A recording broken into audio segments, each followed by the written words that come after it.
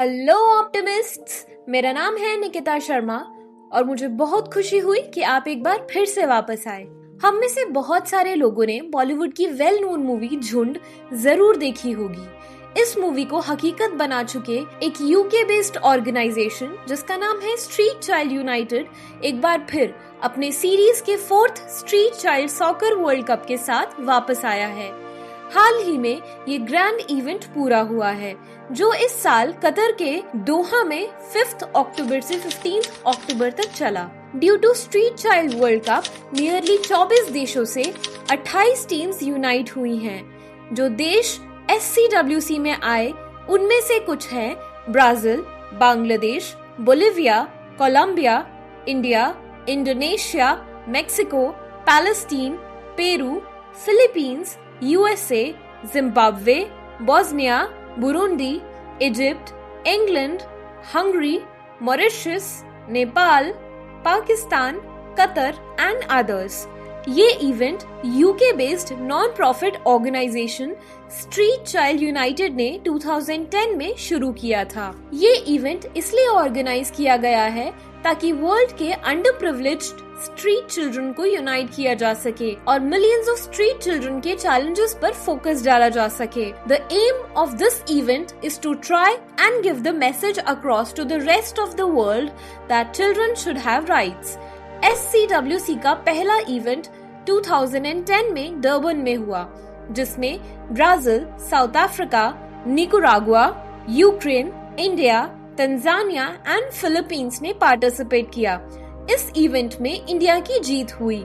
अगला इवेंट रियो में 2014 में हुआ जिसमें लगभग 19 कंट्रीज ने पार्टिसिपेट किया। 2014 तक गर्ल्स एंड बॉयज एक ही टीम में हुआ करते थे, लेकिन 2014 वर्ल्ड कप एडिशन से सेपरेट टूर्नामेंट्स होने लगे।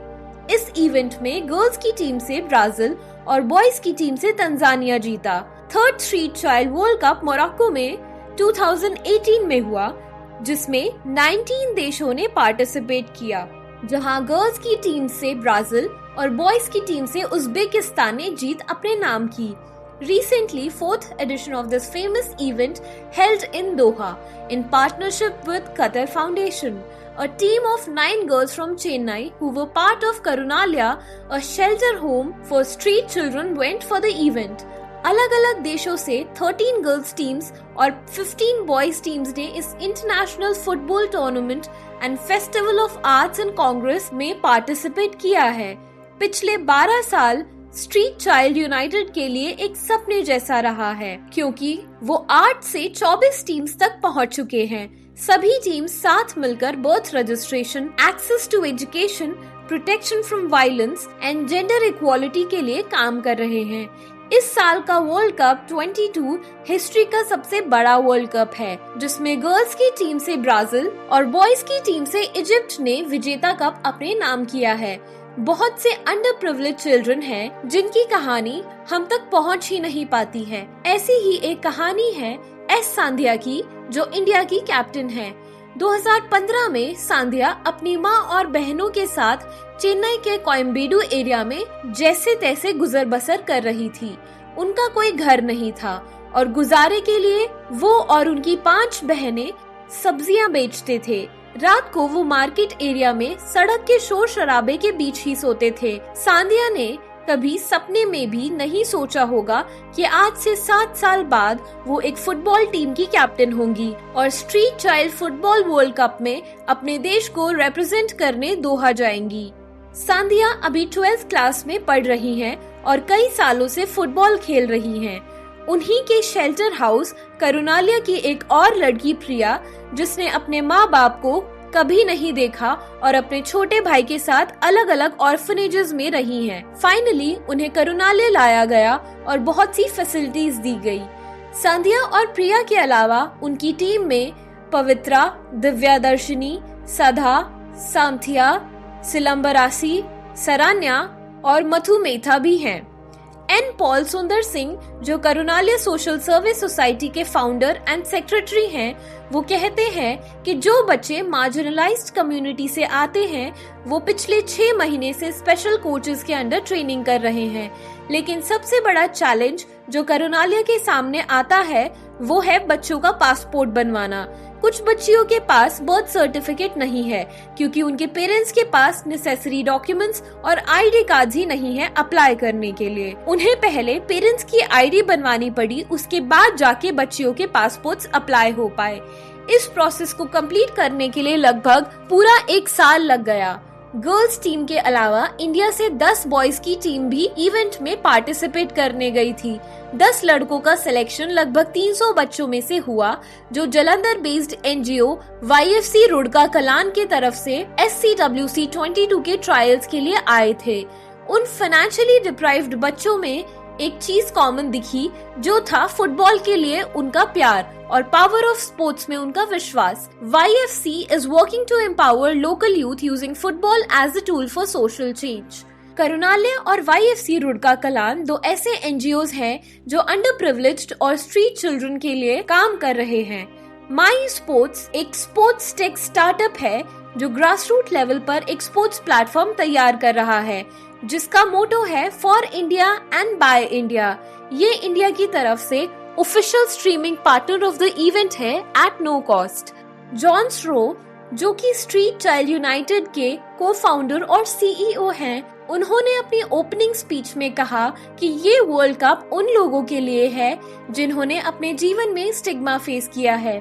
मैं कहता हूँ कि you all are loved. For those who are constantly denied access or shooed away or even rounded up, we say come to the front of the queue. आप सभी बहुत इम्पोर्टेंट लोग हैं। मैं आप सबसे प्रॉमिस करता हूँ कि ये उम्मीद का वर्ल्ड कप है। मोहम्मद अलबानी हुसैन, जो 15 साल के QAD स्टूडेंट हैं, कहते हैं कि मैं इस इनिशिएटिव का हिस्सा बनना चाहता था क्योंकि मुझे लगता है कि हर व्यक्ति को मौका दिया जाना चाहिए और हर एक की आवाज होनी चाहिए। उनके फंडामेंटल राइट्स उन्हें दिए जाने चाहिए। एक ऐसे ही स्ट्रीट चाइल्ड सैडॉक जोन्स कहते हैं कि SCWC 2010 में खेल पाना मेरी जिंदगी का एक बहुत बड़ा टर्निंग पॉइंट था। वो सड़कों पर रहकर बड़े हुए और अलग अलग गैंग्स के मेंबर रहे जो लोगों के घरों में घुसकर चोरी करते थे। उस वक्त उन्हें अपना फ्यूचर बहुत ब्लीक लग रहा था और उन्होंने कभी नहीं सोचा था कि कभी उन्हें इंटरनेशनल लेवल पर अपने देश को रिप्रेजेंट करने का मौका मिलेगा। फुटबॉल ने उन्हें रियलाइज करवाया कि जिंदगी बहुत कुछ है। This is a fantastic chance to learn about the difficulties that others have faced. These young people should have chance to voice their needs, their wants and express themselves. Street child world cup एक ऐसी opportunity है जहां इन बच्चों को सिर्फ अपने देश को ग्लोबल लेवल पर रिप्रेजेंट करने का मौका ही नहीं, बल्कि अपने राइट्स को एडवोकेट करने का मौका और खुद को अपने ब्राइट और प्रोडक्टिव फ्यूचर के लिए प्रिपेयर करने का मौका मिला है। नथिंग इज यूजलेस, बशर्ते हमें उसकी असली परख करनी आनी चाहिए। तो खाली पड़े पत्थर को भी रत्न में तब्दील किया जा सकता है। हमें जीवन में कुछ करने के लिए किसी दूसरे के कुछ बड़ा करने का इंतजार नहीं करना चाहिए, बल्कि अपने लेवल पर शुरुआत करनी चाहिए। तभी सोसाइटी में कुछ बदलाव आ सकता है। अगर आपके पास भी कोई ऐसी ही ऑप्टिमिस्टिक एंड इंस्पिरेशनल स्टोरी है तो आप हमारे साथ शेयर कर सकते हैं। Thank you so much for watching this video. अगर आपको ये वीडियो अच्छी लगी तो अपने फ्रेंड्स के साथ, फैमिली के साथ और जिनको भी आप जानते हैं और ये इंस्पिरेशनल स्टोरी शेयर करना चाहते हैं, उनके साथ जरूर शेयर करें। कमेंट सेक्शन में अपने व्यूज जरूर बताइएगा। अब हम मिलेंगे अगले वीडियो में, तब तक के लिए आप अपना और अपनों का दोनों का बहुत सारा ध्यान रखिए और खुश रहिए।